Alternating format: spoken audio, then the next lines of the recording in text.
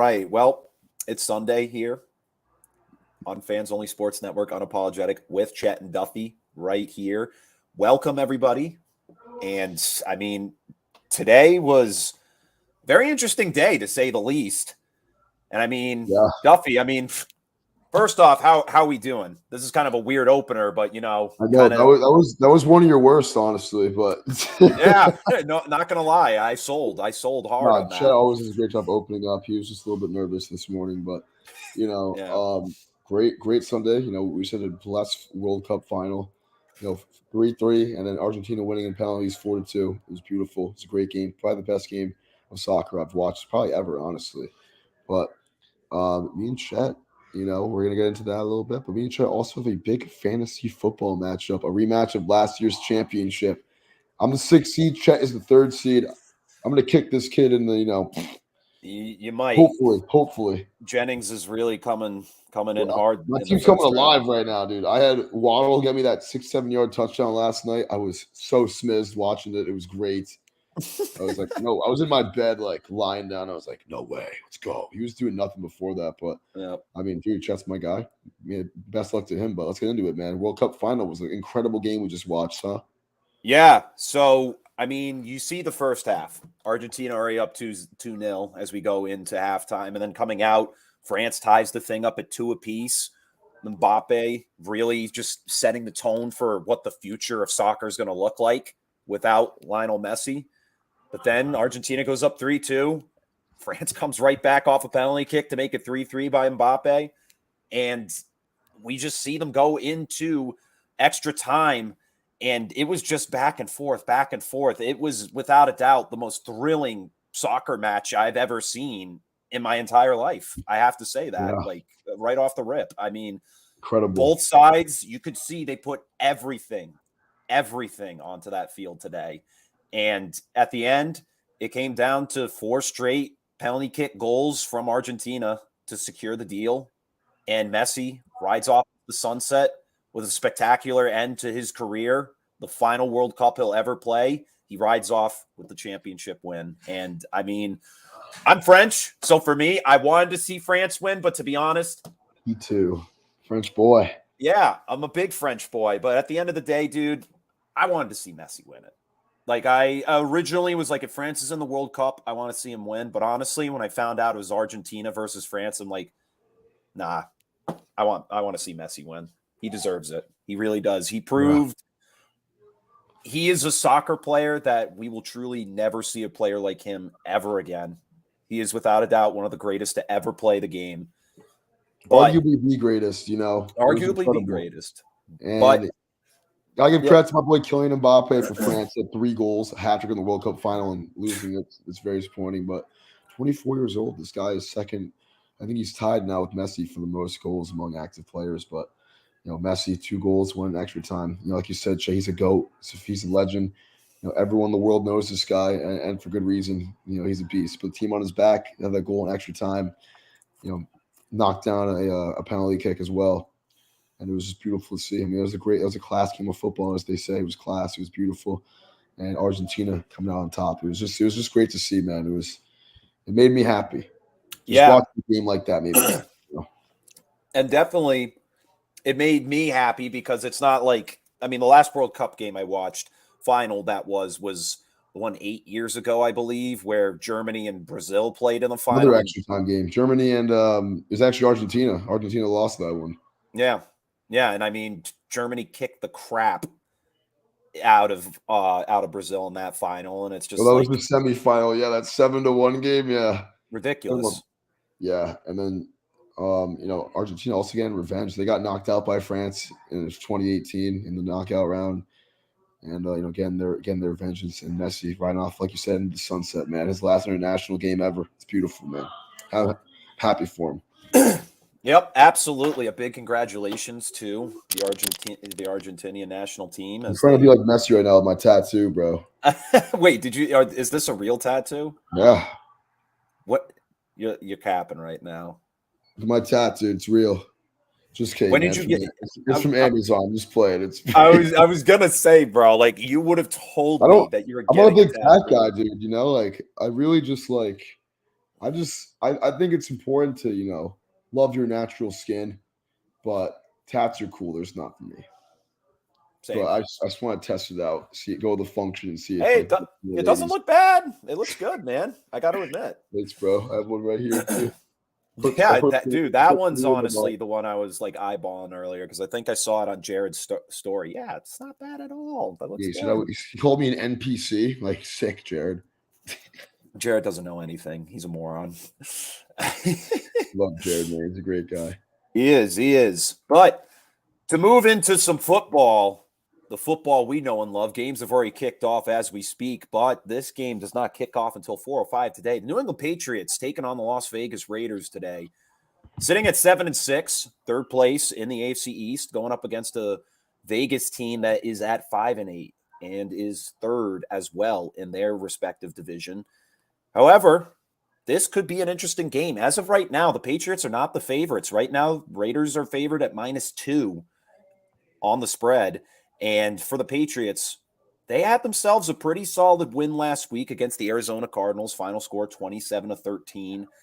However, that first half, the offense just looked very flat for the most part. They managed to find their stride in the second half, but that only came after that fumble recovery that went back for 6. The defense did its job in this one.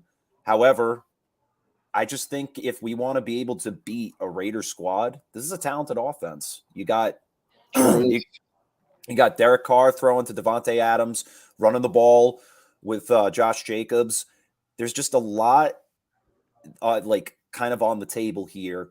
I don't think it's gonna be a close game, I think, throughout, but I think for the Patriots, they really need to establish a solid pass because we still have yet to see a solid pass game come out of this offensive unit. Especially last week. I mean, Pats looked good on third down a lot. But other than that, the pass game was okay. It was iffy. Mac Jones on the game with no touchdown passes. Had his first pick in, I think, 4 games. But this Raiders team, like you said, they've been clicking recently. They won, I think, 3 of their last 4 games. They won 3 in a row until they lost last week to the Rams. But they're coming off of a long rest, the Raiders, 11-day rest. Pats a little bit short week with 6 days rest. But, Pats coming in this game, probably going to miss Ramondre and Damian Harris. I think they're both out for today's game. And that run game, it looks good with Pierre Strong and, Kevin Harris coming in and doing some good stuff last week on Monday Night Football. But, this Pats run defense has been tough the last few weeks. It's been, they've been on a lot of big runs right up the middle. And when you're going up against the leading rusher in the NFL and Josh Jacobs, this is a game they got to step up and kind of contain him a little bit. So hopefully try to ruin some fantasy teams today with Josh Jacobs hopefully struggling, but we'll see. I mean, this Raiders defense has been a liability all year. They've been pretty bad all season, against the run and pass. So hopefully it's a good game for the Pats offense to really pick themselves up, get the pass game loading a little bit. I mean, it's the Pats team that's 7-6 right now. And after this, you got Cincinnati, Miami, and Buffalo. Those are 3 playoff teams right there up against. So it's a must win for the Pats. Absolutely is a must win. They have to win this. This game got flexed out of Sunday Night Football as well. So, the bar is kind of set low for this matchup. But, the Pats, Bill Belichick against Josh McDaniels. McDaniels 1-0 in his career against Belichick back in 2009 with the Denver Broncos. Let's see if Belichick can even it up today. I think he will. Give me the Pats, who are +2. They're +2 in this game, which is crazy. Yeah. I mean, it kind of makes sense for good reason on the road against a team that's been kind of hot recently. But yeah, give me the Pats, man. I don't think Derek Carr's even beaten the Pats. I think he's like 0-3 or 4 against them. So yeah. Give me the Pats by final score today. I think we're gonna hang 30. Give me 30-21. Okay. 30-21. All right. They're covering the spread and some. Yeah. Yeah. I'm also going to respectively take the Patriots. I think it's going to be one of those games that could be a back and forth affair. I don't know if it'll be a high scoring game. It'll probably be middle of the road somewhere for the most part, and it's going to be close. I think it'll be a little bit closer than the prediction you just made as of right now, but I think if Ramondre Stevenson plays, this team definitely has a much better shot at winning today. I mean, Stevenson left the game very early last week. They said that he has a possibility to play today, but we'll see how that goes. But at the end of the day, pass. This team needs to figure out how to get some good pass plays going. We haven't seen a really good passing game for a while this year. Probably last time we saw a good passing game was in Minnesota on Thanksgiving. So for this team, pass game needs to get established early, and that run defense needs to play strong against the leading rusher and Josh Jacobs. I'm going to take the Patriots. Final score on this one is going to be 28-24. Okay, I like it. It's a little bit of a close game. I got the pass game going. I mean, this is a Patriots team. The receivers have kind of struggled all year. The Raiders, their pass defense has been pretty bad this year. So This could be a good game for Mac to actually airmail it out. I mean, going to Vegas is sick. It's the Pats' first ever trip to Vegas. I'm excited for it. Yeah. But I wish me and you were there, man. Spitting whiz in the stands to some Vegas chicks, but yeah, dude, we're not like that yet. So, this game's gonna be hype. I'm very excited. I love the 4:00 slate too today. It's good. It's a good slate today. So, of course, it sucks. I'm working the whole game too. You have to work today?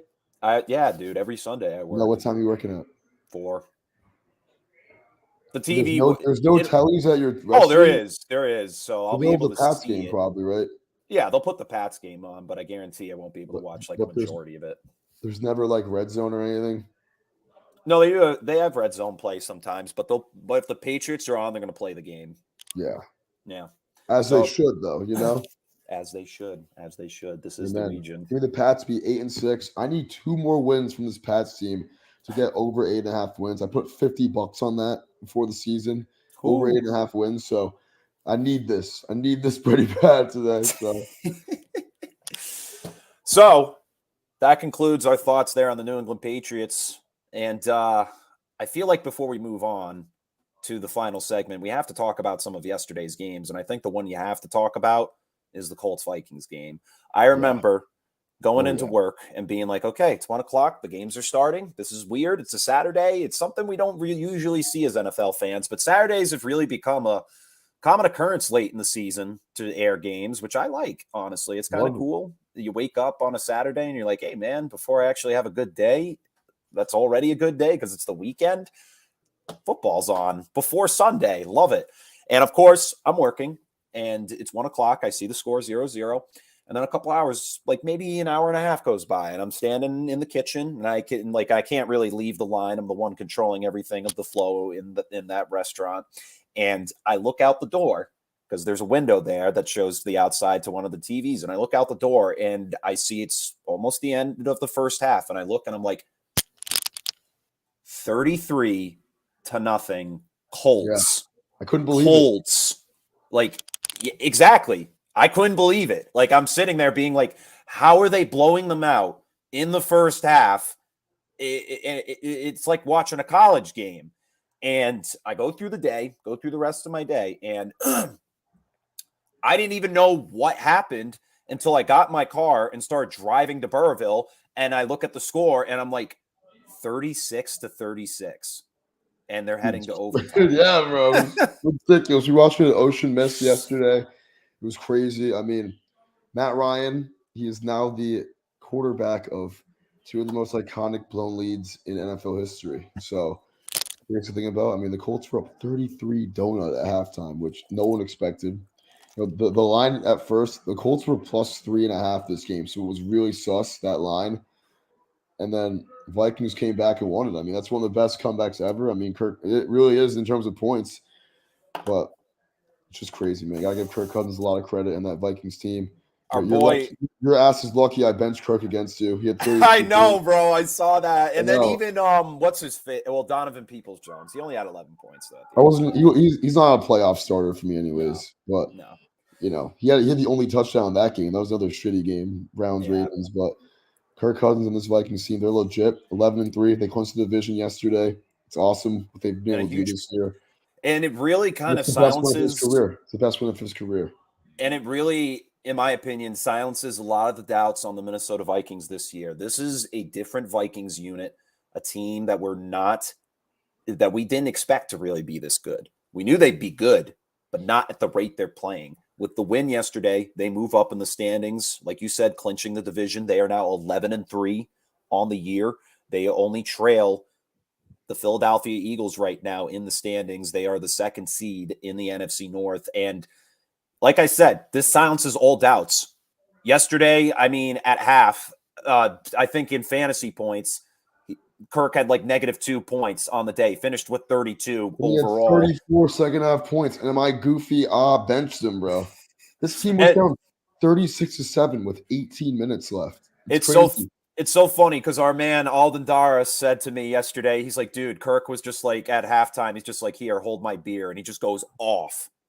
That was the best like analogy he could have used to that. And Justin Jefferson, that you see in the background here, literally was dead silent throughout this one. Finished the day with 10 receptions for over 100 yards and a touchdown.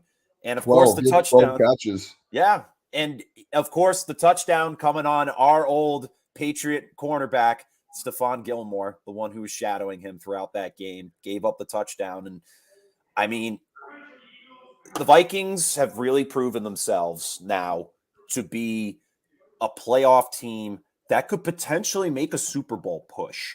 Absolutely. I mean, sure, they did it against the Colts unit. There's still question marks on this team. That defense is abysmal. But if they step up like they did yesterday against the Colts to allow the offense to push its way back into the game, this team could see itself in a much different light than it is now. But as of right now, they are hungry and they are legit, and this team is going to go deep. You know, everyone's kind of saying that the NFC is going to come down to Philly, Dallas, and 49ers, myself included, but this Vikings team, watch out for them. They're scary. They might go deep. They might win a couple playoff games. I'm excited to see what they can do in the playoffs. They're going to make some noise, but what a win. And that's one of the best wins ever, probably for any. That's probably one of the best wins in Vikings history, top 5 at least. They haven't won anything meaningful, though, so – but that was incredible what we saw yesterday. We can't take it for granted. You know, we won't see that again for years. I mean, there was not a 30-point comeback since 1992, 1993.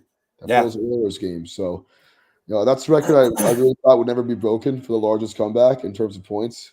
But the Minnesota Vikings, of all teams, the Minnesota Vikings did it yesterday. So if this was the Minnesota Vikings team from last year or the year before, that would have never happened. I don't know what this team is doing, but it's working. It's literally working. That's the best way of putting it. And it's incredible. It truly is. And I'm sure we might have to give Justin Jefferson another play of the week at the start of this week when we do players of the week. Yeah. Right here on the show. But see if anyone can outperform him. Hopefully my boy Dak Prescott can't today against you, but probably not. That was an incredible game. I mean, I think Kirk Cousins deserves it the most. So almost 400 he truly yards. does. He threw a pick in the fourth quarter in their comeback too, and they still were able to win the game.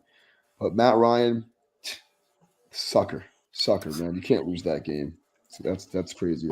It's sad. It truly is. And Matt Ryan is a quarterback that throughout his career I've always respected. I've been like, this is a solid quarterback, but he is at the forefront of 2 of the largest blown leads of all time in the Super Bowl and the regular season. So for him, that's a tough thing to put on his resume to say that's what happened in his career. But some players just get the short end of the stick in football. And unfortunately, Matt Ryan is one of those players. He's on the short end a lot. Yeah. You know, but so that was a great game. The Baltimore game, I mean, Tyler Huntley Tyler Huntley still looking like garbage, but yeah. Sean Watson's been a big win for the Browns. That was pretty cool. Yeah, and I mean J.K. Dobbins looks great in his return. I mean, he's actually it's solid to see him play at a good level now as opposed to what he was doing before, considering he was hurt most of the time, and he's a talented back. It's good to see him back there. But the Ravens, they leave the division now wide open for the Cincinnati Bengals to take. Bengals are playing the Bucs today. That could lead to a lot of implications. Obviously, the division race is not lost. However, a loss yesterday to the Cleveland Browns spells a lot of question marks for this Ravens unit because it really comes down to this fact and this fact only. Without Lamar Jackson, this team is screwed. It really is. Yesterday, losing Marcus Peters and Calais Campbell on defense to injuries, that's something you can't have, especially with a team like this that at the beginning of the season looked like it could definitely take its team to the postseason. However, we're seeing the same story as last year with the Baltimore Ravens. As the second half approaches, the team starts to get hurt. They lose Lamar, and everything just starts to fall apart. Yeah, I mean, that was a tough game. The Ravens, we saw it last year, like you said. I mean, they lost the last 6 games last year, the same team. So, they're not the same team without Lamar. I think it really shows you how valuable he is as a football player. Just pay that man. It's just a shame they haven't paid him yet. Yeah. But I think they will in due time. Maybe Lamar will go elsewhere. I mean, this team, they have no one on the outside, no good receivers. You got Mark Andrews, who's just been awful the last 2 months. Yeah. But, Really bad. it's tough for it's very tough, for the Ravens to really to take them seriously, in my opinion. I mean, this team really has kind of just been mid. If they've lost 5 games, and they could have won all the games they lost except for yesterday. They just got outplayed yesterday for really the first time this year. But Yeah. we got to close out games, and this is a team that can still very well come out of the AFC if Lamar Jackson's healthy. But at the end of the day, I mean, if you're going to lose games like that, put up 3 points. I mean, your leading receivers, Mark Andrews with 31 yards. You got to be able to play without Lamar. Kind of expand the game plan. They're kind of predictable. I think the Browns were able to jump on that very early yesterday against Tyler Huntley. So yeah, and not only that, I mean, something we see from Baltimore is the receiving core sucks because it's like Mark Andrews is that guy they have to throw to. But then you look at the rest of the receiving core. Rashad Bateman's out for the year now, but Devin Duvernay, that's a talented wide receiver that they just don't do anything with. They do nothing with him. Every game he's finishing with like 1 or 3 catches. That's it. yeah, They don't do jack squat. This team is a run-first team from the get-go. And then they have people like Demarcus Robinson coming out of nowhere. Had a big game a couple weeks ago, but yesterday giving up a fumble that was really huge in terms of this loss for the Ravens. And I mean, it's just getting rid of Marquise Brown. Like Marquise Brown really isn't a true number 1 guy. He's more talented than half the guys they got on this roster. probably the best number 2 in the league this year, though. Yeah. One of them at least. Not the best. Jalen Wall is the best, but yeah. But in terms of like productive, that was just a weird trade to make with Arizona to get rid of him. So at the end of the day, the Ravens, they're in trouble. They are in trouble. They still have 9 wins on the year. They're only 1 game right now behind the Cincinnati Bengals. If the Bengals lose today, they'll still be tied up. I'm not sure who owns the tiebreaker. I'm pretty sure the Ravens own the tiebreaker right now. Ravens beat them back in week 4, I believe it was. But yeah, they play again in week 18 in a game that can very well come down to the division. So it's gonna be a lot of fun. That game, keep an eye out for that game getting flexed later in the year. And for Cleveland, that's a huge win. It keeps them alive in the playoff race. Deshaun Watson being with the team now, he still didn't look good, honestly. He did not look good yesterday. Like he hasn't looked good in any game this year, but he had some big plays. Played football in 2 years. I guess that's what tends to happen. So he had some nice passes and connections with Amari Cooper, and then he had that big 20-yard run at one point that really set the Browns up in good position to kick a field goal later in the game. Well, actually, set up that touchdown to Donovan Peoples-Jones, which that was such a gimpy touchdown. He probably should have been tackled a while ago on that route. It was Mickey. And of course, I benched him. So yeah, of course. I did too. If it makes you feel any better, it does make me feel better. Thank you, Chet. Thank you.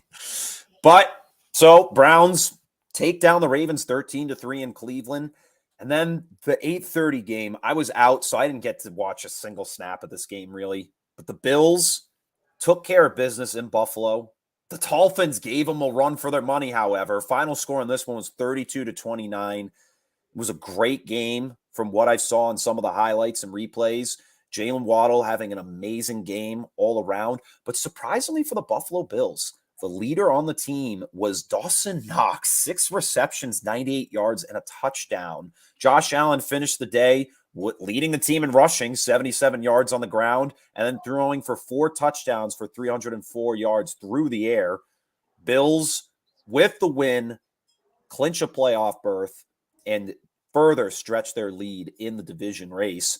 As right now, Miami has lost 3 straight games. If the Patriots win today, they do not move up to second place. However, this does spell a lot in terms of the wild card race right now because Miami is starting to plummet. We're seeing them stay in these games, they're still able to play competitively, but tough losses to teams like Buffalo, to San Francisco. It's just this team is in an interesting position right now. And they lose to them. They lose to the Chargers, to the Bills. They have the Packers and the Patriots and the Jets to finish the rest of the season. And the Bills, I mean, they're just doing what the Bills do and what we expected them to do. They're going to win the division. They're one win away from clinching, but what a game it was last night. I mean, Miami came into Buffalo. They came to play. They kind of struggled in the second half a little bit, but they had an 8-point lead at one point. They were up 29-21. Josh Allen did his thing, came back, game-winning drive, 2 really good drives in the fourth quarter to win that game. But it's just JAB and JA. So gotta respect it. Second best quarterback in the NFL probably. That's debatable. But hey, now you're looking at this Pats Dolphins AFC East picture and the Jets too. Even if the Pats win today and the Jets also win today, then they'll all be 8-6. So it's a lot of commotion. That AFC East can get down to the wire, and maybe even out again for that Pats Dolphins game to get flexed in 2 weeks. We'll see it in Gillette. But thank God it's in Gillette. Like, thank God. Thank God, right? Yeah. Yeah. Jets are actually trailing right now. Detroit's defense managed to get a touchdown, so they're up. Upset of the week, baby. Let's see how'd they score. Khalif Raymond, a 47-yard punt return. Okay, that's pretty sick. Yeah, that is. Lions, dude, they're fighting for the playoffs right now, and they can very well get in too. They don't have a lot of tough games ahead of them. And here's the thing with that team, Jared Goff. I mean, I'm very happy for him. Because I've always liked Jared Goff. I've always said he's a talented quarterback. It's just he's not as great as some of the quarterbacks in this game. But if he is put in the situation with the right system, with the right players, he will be productive. And even last season, he still had some very competitive games that he played in. He didn't look good in a majority of them, but this season he's really turned a corner, and his team has a great run attack. Great pass attack. That offense is one of the top offenses in the league. And the Lions look good. They do look good. But keeping it grounded, because we will talk about the Lions in just a sec.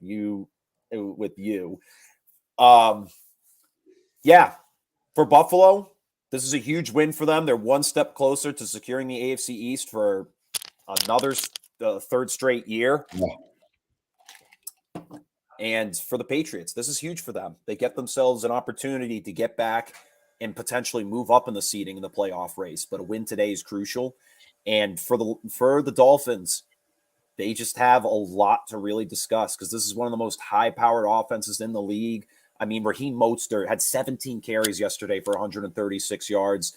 Tua, 234, 2 touchdowns. 114 yards off of 3 catches for Jalen Waddle and a touchdown. And then Tyreek Hill, 9 receptions, 69 yards and a touchdown. This offense is volatile. It truly is. What a great word, man. That was awesome. Yeah. They are volatile. But the thing is, poor defense and just lack of execution at times. And it's almost like you can expect what Tua is going to do in certain moments because Tyreek Hill's that guy he's going to go to a majority of the game. He's lucky he has Jalen Waddle in that offense to really help take the pressure off of Hill. However, Dolphins need to figure something out. They really do. I would just absolutely love a Bills-Dolphins Part 3 in the playoffs. That would be awesome. Unless the Pats can get in over the Dolphins. But, there's no way the Pats would give the Bills a fight in the playoffs. I'm going to be honest. But Miami. They didn't in Gillette, and they're probably not going to in Buffalo. We'll find out in Week 18 as well in Buffalo. But, I mean, Dolphins started 3-0. They're 8-6 now. Again, figured out. Tua's lost 3 games in a row. The Dolphins have against 3 good teams after their easy slate of games in November. But they're still on the fence. They're still in the picture right now. But we'll see. I'm excited to see how the rest of this AFC playoff picture plays out. There's a lot of good teams. It's going to come down to Miami, New York, Los Angeles, and New England for those 3 wild card spots, and Baltimore or Cincy, whoever doesn't make it. But whoever does not win the division, I mean. But it's gonna be a battle these last few weeks. There's a lot of big games. We mentioned 2 of them: Pats against the Bengals and Dolphins, both at Gillette. So Hey, it would be the most past thing ever to lose both those games. But let's hope not. Hope not. Gotta win at least one. If they win both and win today, that would be crazy. That would be very crazy. I mean, we'll see how it plays out. Really looking forward to what we've got going on there. But let's wrap up the show with locks and upsets because it is that time as we enter. What's the record now? So the records sit at Chet at 14-14, Duffy at 15-12-1 as of last week because Duffy got 2 of his games incorrect. So Chet climbing. That's stupid Commanders Giants tie, bro. No, bro, it was that's your tie. That's your tie. That's right. So stupid, bro. But Whatever happens. we'll go into well, actually, you know what? Screw it. I'll start us off. Considering you're talking Commanders and Giants, I'm taking the Commanders in this one. -4.5 at home. Last week, well, a couple weeks ago, these teams faced off in New York. I am so annoyed when I go to look at all the preview stuff and then just blast a video in my headset when I'm trying to talk right now. Like, come on. Anyways, keeping it grounded there. Commanders and Giants had quite a game in New York a couple weeks ago. Both ended up tying in this one. Commanders are going to take this one, baby. They're coming in back at home. They're fired up. They're pumped up. They're ready to go and get themselves closer towards the playoffs. Right now, they are in the picture, but they want to stick it to the Giants because the Giants, they have a solid team and they know what they need to do to stay in games. However, this is a team that was 5-1 at one point and now is sitting at 7-5-1. Commanders.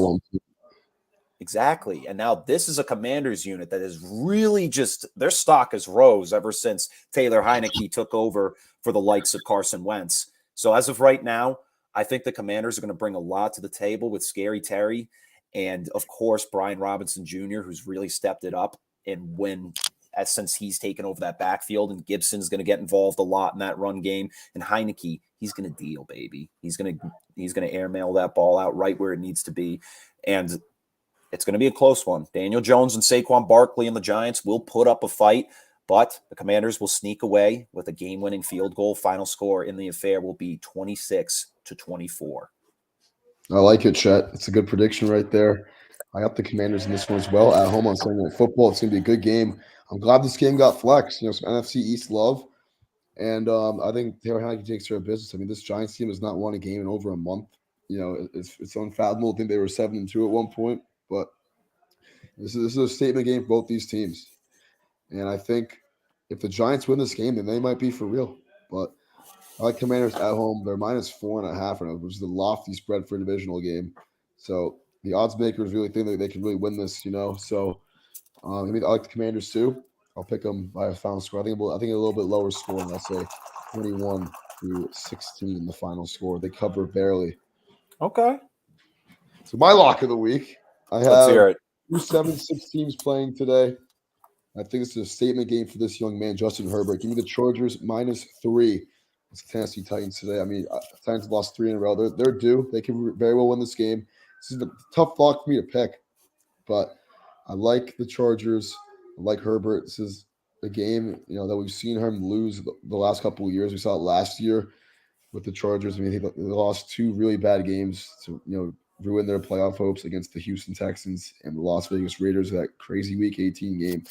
But I think they need this really bad today. I'm excited for it. I'm the Chargers going to win this one against a Titans team that's lost 3 in a row. The AFC South is, dog poop. Give me the Chargers by a score of 28-21 final. I like that. Yeah. I'm gonna take LA too. Chargers are waking up at the right time. Keenan Allen is finally back to full health. Austin Eckler has just been balling out all year long. And Justin Herbert, ever since his injury back in week 3, towards the second half of the year, he's turned a corner, and it's been a beautiful corner turn to see, to say the least. He is just dealing, and this defense has really stepped it up these last couple of weeks to keep this team in games. And today, what we're going to see from the Titans is run, because that's all they got is Derrick Henry. Derrick Henry is the offense. Ryan Tannehill has no one to throw to. He has no one to throw to. Literally, A.J. Brown leads over the total amount of yards that Tennessee's receivers have on the season. And it's like you shouldn't have let him go to begin with in that regard. Titans right now, they're going to lose their 4th straight game. Jacksonville's going to have a much stronger chance to come back in the standings and potentially take the division. So, as of right now, very true. I love what I see out of Justin Herbert and the Chargers. They're really coming alive at the right time. And to be honest, the Chargers are always a fun team to watch. So I'm going to be excited to see them win. They're going to actually win in this one by at least 10, I'm going to say. They could even win by 14 for all I know. But I'm going to say the final in this one is going to be 30-17 Chargers. I like it, man. Hey, not bad. We're on the same page. So my upset, actually, you're first. My apologies, Chris. Our game's looking pretty good right now. I'm have a lot of points. Hell Not yeah. a lot. Quick. Actually, the Chiefs are losing to the Texans right now. I had a feeling that could happen. No, you didn't, dude. They're the fucking Texans, bro. You didn't, dude. The Texans did this to the Cowboys. Remember? They did. You're right. They've been playing trappy lately, dude. They've been playing different so far. And this is what happens in the second half of the year. Terrible dog shit teams are going to play for spoils whenever they can. And this team's trying to do it today. Very so true. For my upset, I'm not taking the Texans. No, that's not what I'm taking. I'm actually going to be taking in this one the Cardinals over the Broncos. So this is the battle of the backup QBs in Denver. Russell Wilson out with a concussion. Kyler Murray likely done for the year with that knee injury. Did he end up tearing his ACL? Yeah, he's gone. And he knew it, slammed his hand on that cart as they were taking him off, hanging his head down. We knew it. We all knew it. It was a non-contact injury that he fell down, and it was just very sad to see. So Cardinals will be going with Colt McCoy in this matchup. Who do the Broncos have for their backup today? Brett Rippon. Don't even know him. Anyways, Denver is nothing. They really don't have anything. No Javonte Williams. Melvin Gordon III's gone. They released him. Now he's on the Chiefs practice squad. And Cardinals, they got James Conner, D-Hop, Marquise Brown. Denver has itself a pretty solid defense, to say the least, but Cardinals should have this one. They really should. They've got more offensive pieces than Whippen does for the Broncos. I mean, Cortland Sutton's solid, Jerry Jeudy, but I think Jeudy might still be hurt. I'm not 100% sure on that one. But regardless, I just like what I see out of the Cardinals in this game. I mean, they have they have no playoff hopes as of this point. Niners secured the division already with that win over Seattle. But I'll take them in this one. Anyways. Yeah, I'll take them in this one. It's a +1.5 spread. So I'm going to say the final score in this one is going to be 21-20. All right, don't mind it. I mean, this is going to be a low-scoring slugfest game. I'm going to say 13-10 might be the final. I like the Cardinals too, man. I like Colt McCoy. I mean, he's been winning games with the Cardinals. The games he started, and he's had some good matchups. But like the Cardinals, that Denver team is awful. You know, we've seen it all year. It's atrocious. This is a game for them to win, but I don't think they're gonna. You know, even though it's in Denver, give me the Arizona Cardinals by a final score. I'm gonna say 20-10 final score. I like it. And, solid. Let's hear your upset, Duffy's. Upset of the week. You know, I mentioned it earlier. This team is fighting for playoff hopes. They're very much alive. They won 5 of their last 6 games. They beat the Lions over the Jets in the Meadowlands. Zach Wilson back in starting. It's a tie game right now, 7-7. Zach Wilson is 4 of 6 with a touchdown pass. He's fighting for that job back. 94 yards, probably the best start of any game he's had in a long time. But give me the Lions. They're fighting really hard. They got to win this game if they want to have a chance. And you know they're right in the thick of things. You know, especially after Seattle just lost the other day. They can both be 7-7. I mean, Seattle did beat the Lions early in the year, but you know I think the Lions they might have a chance. With the playoffs. Let me see what they got actually, bro. They have the Panthers, Bears, and Packers. Those are all winnable games. And this is the game they gotta win today. So give me the Lions +1. I have their money line in my parlay, so give it to me. Yeah, I'll respectively take the Lions as well. I just think they have a lot riding on them right now. If they beat the Bills, dude, this team would have been so legit. They still are a legit team. But I'm talking, it would silence a lot of doubts Would with have them been right now. crazy. And that's the only game they've lost in that stretch, Yeah. And 3-point game loss tied. against Buffalo. Game's currently tied up at 7 apiece right now in New York. CJ Awuzie just got a 40-yard touchdown pass from Wilson. So I definitely want to see the Lions win today. I think they have what it takes to take down the Jets. Jets have a solid defensive unit, so we'll see if they'll be able to put it together. But I'll take them in this one. It's probably going to be a close game. I'd say final score, it's going to be middle of the road, not too high scoring, just because the Jets have a very respective defense. I'll give the final score in this one. Lions 25, Jets 24. It's cheeky. That's very cheeky prediction. Maybe a 2-point conversion to win it from Dan Campbell and his boys. So that would be exciting. All right. Well, with that concludes this week's episode of Unapologetic with Chet and Duffy. We appreciate you all tuning in, especially since the 1:00 games have started already. And we will catch you all on the next one. But until then, we'll see you all next time. And as always, go Pats. Peace.